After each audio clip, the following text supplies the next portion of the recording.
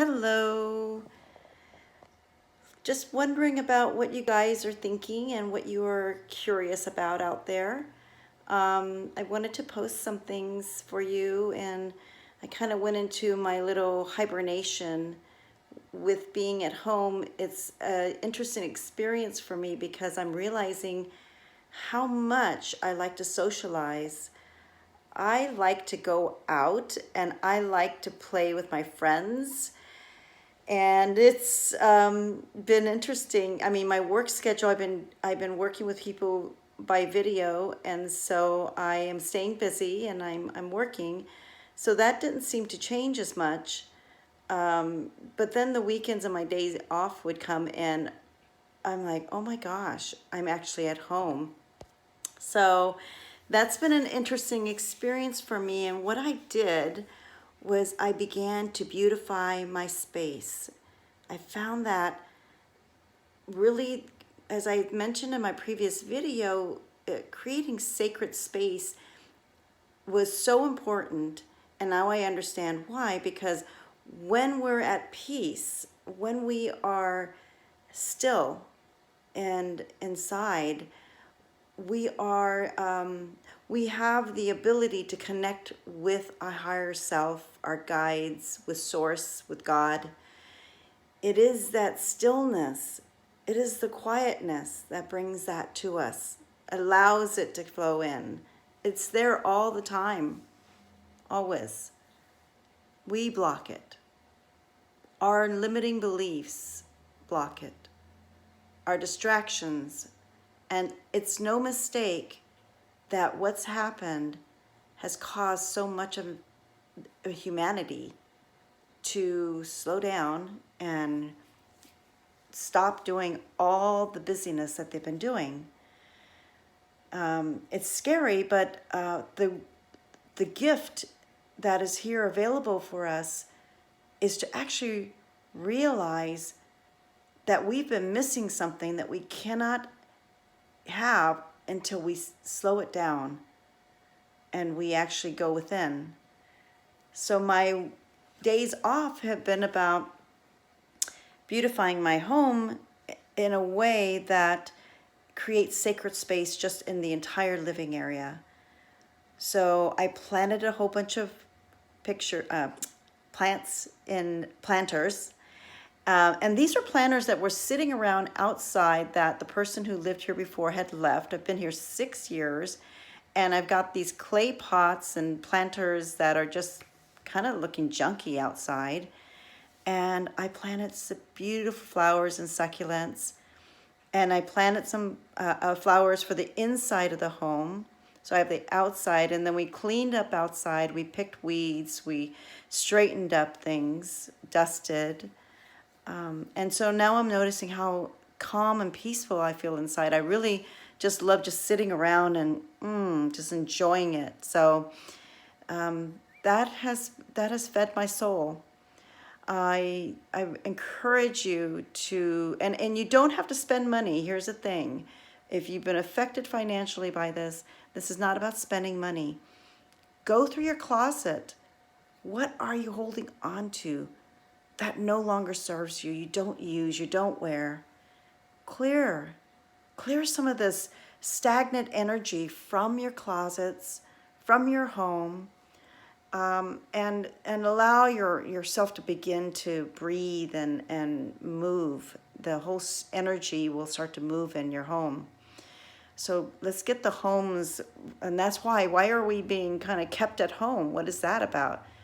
Because we need to connect to it. Connect to the home. Go outside, put your feet in the grass, and connect to the energy of that. I also have been doing my meditative practice and working with the oracle cards that I have. And I wanted to share with you, before this video today, I tuned in and asked Spirit, what is the message for humanity? What is it that I can say that you are wanting us to do? And what do we need to know? And so the first card was a reversed card 7th chakra, Archangel Uriel. Okay, so it was reversed, which in this particular oracle deck means something. And the 7th chakra, which is right here, if you're not familiar with the energy centers, we have energy centers in our body that we recognize 7. The word chakra comes from India. And these are energy centers in our body that actually work with specific areas. So the 7th chakra is also known as the crown chakra right here. And that crown chakra is about connection to the spirit world.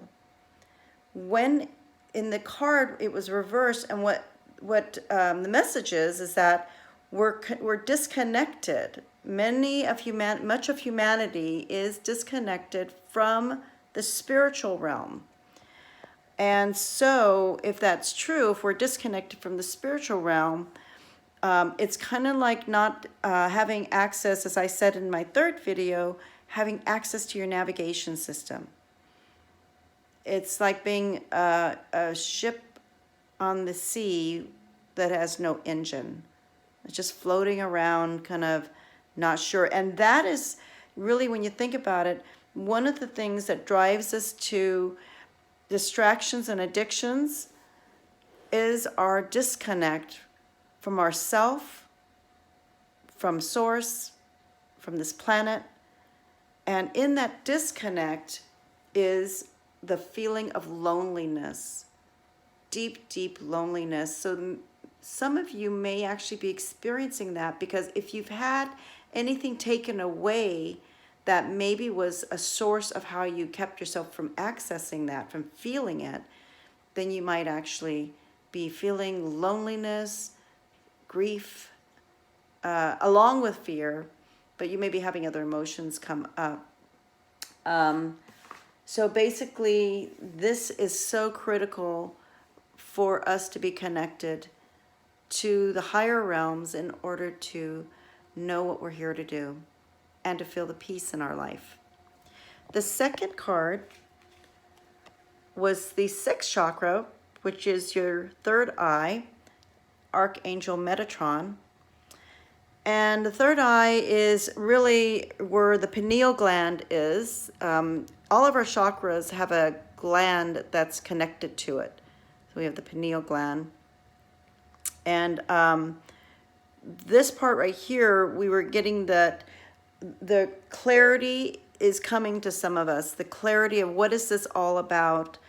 And the question that's being asked that needs to be answered from within, your answer is, what do you want your life to look like in the years to come? This is a time of reflection.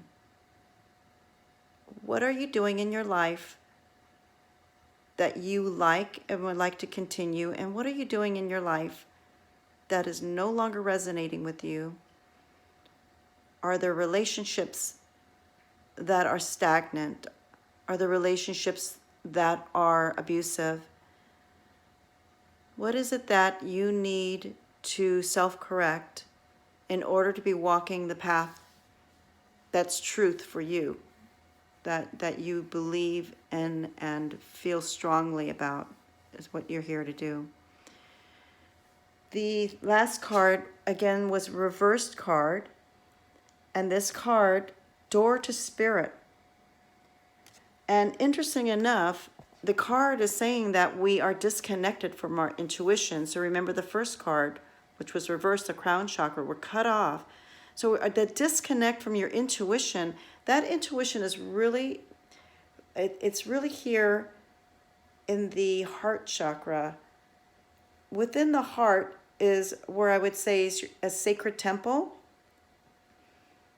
This is where your higher self actually resides. Your higher self is within you. I often will say higher self because I always say like that, but truly your higher self is within you. And your access to it is what we mean by going within. And your intuition, which is a heart-based way of knowing is, well, one of the things we know about intuition is you know it. It's a feeling we have. The mind will analyze it. The mind, the egoic mind will compare and contrast. Will compare in a way that's competitive. She's better than him. He's better than me. So there's a lot of this back and forth, back and forth. So people who are highly analytical, who are trying to make a decision, will go back and forth, back and forth, back and forth, and that's great anxiety to be in that state. But as soon as they learn how to tap into the knowing, they can make a decision in a split second. See, because we do know what it is that we need. And so part of what I teach is how to access your inner knowing so that you can be the guide in your life. You're not looking for someone to tell you what to do, or stuck in this state of anxiety because you don't know which way to go. The heart knows in an instant. The heart knows without language. When you met someone, if you fell in love with somebody, you knew in an instant when you loved them, when you knew that moment was. If you try to figure it out in your mind, you go back and forth, and probably prolonged the relationship in that in-between stage. So let's see if there's anything else about that last card. Oh, one of the interesting things that they talked about is that the intuition was failing because we're too distracted. Here, let me pull it up here so I can see this. Too distracted by worldly matters or personal matters. Well, would you say that's true right now? I think it is. And that distraction actually is blocking the connection. To let go, and your spiritual peace will bring solutions. So it is about relax, let go, let God. Let go and allow yourself to sink into what is. The mind is just always in there throwing thoughts in there. But the thing is, when you're conscious, and the whole idea, what is consciousness, right? Consciousness is awareness. And what does that mean? And what it means is that if you're conscious, you're actually aware that you're having the thought. So you can have a fear thought, like, oh my God, what if I don't have enough money to make my house payment? Like, what if I don't work this week and I don't have enough money at the end of the month? What's going to happen? So the mind will have these thoughts. The more awareness that you have, the more you know that, oh, that's right, I'm having a thought. That's right, yeah, I'm having that thought. That thought is not truth, because I don't know what's going to happen in the future. Because I'm working right now, I have money. Like some people are having thoughts of what if the system completely fails and we won't have grocery stores? So they're going into the Armageddon type of mindset, beliefs. But when you're conscious, you can say, wait a minute, we're not there. I'm going to stay in the present, and today I'm okay. So that is part of what is really important, to be in awareness. And when you're disconnected from your navigation system, from your higher self and your guides, then what's happening is you don't have that steadiness to help anchor you. And one of the things that I really, really recommend is anchoring yourself in a way that grounds you. This can be done many ways. I was thinking of doing a meditation in which we would do some anchoring, and then we'd also bring in white light into the crown to open this area up. Bring in the light through the pineal gland, through that third chakra to open that up. And then also bring in some protection through this area, the nasal area, the throat area, and then into the lungs, the heart chakra, the lungs. So we start to bring in this resonance frequency that actually lifts up the body's frequency. And I guess that goes on to this other subject that I'm curious about how many of you guys understand this and what your thoughts are. But everything is energy, everything's vibration, and the rate of the vibration is what the frequency is. And the body, there's ways to measure frequency. They've measured the Earth's frequency. Schumann resonance since the 1950s was at 7.38 hertz, and you can correct me on that. I always get those two numbers transposed. It was 7.83 or 7.38 hertz.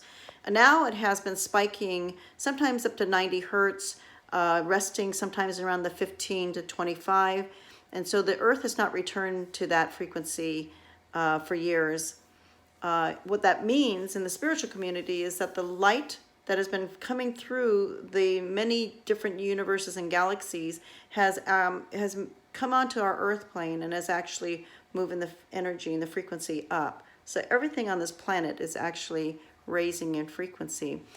But we also know that the body's frequency, a healthy body, I believe runs, and here's where the numbers, but let's just throw numbers out there for the purpose of this conversation, is that in the high 50s, low 60s, a healthy body. So if you're in a fear state, and let's just say that frequency is a really low frequency, and you're in a fear state, then your body is starting to resonate at this lower fear state. It's very much the same thing as we can't think clearly when we're panicking. You can't make decisions in a panic state. The brain science is that it takes your prefrontal cortex, the front part of your brain, offline and moves into the limbic system, the emotional brain. And when it does that, what happens is we make decisions from a more panicked, instinctual, emotional level. It was actually a great idea, what was very much needed back in the day when we need to run and seek shelter if, a pack of wolves came into the camp, because we didn't want to have to think about it too much. We needed just the action. But in a chronic state of stress, it actually is very, very harmful for our body to be signaling the body all the time that there's danger. So our fear thoughts, the body doesn't know the difference. If we're truly in a state of danger, if we're thinking about a future danger, the body will react to it as if you're in the danger in that now moment. Now that happens when people are having panic attacks. They're having a belief that they're going to die because the body has ramped up, and there's the fear starts to tell the body that something's terribly wrong, and the body begins to respond to that belief. And then when the person has the body respond to that, shortness of breath, heavy chest, weight on their chest, then the mind goes, oh my God, it's happening. I'm actually not able to. And so the body then responds to it again. So it goes into a panic attack where often people will go to the hospital because they actually think that they're going to die. They're going to have a heart attack or they can't breathe.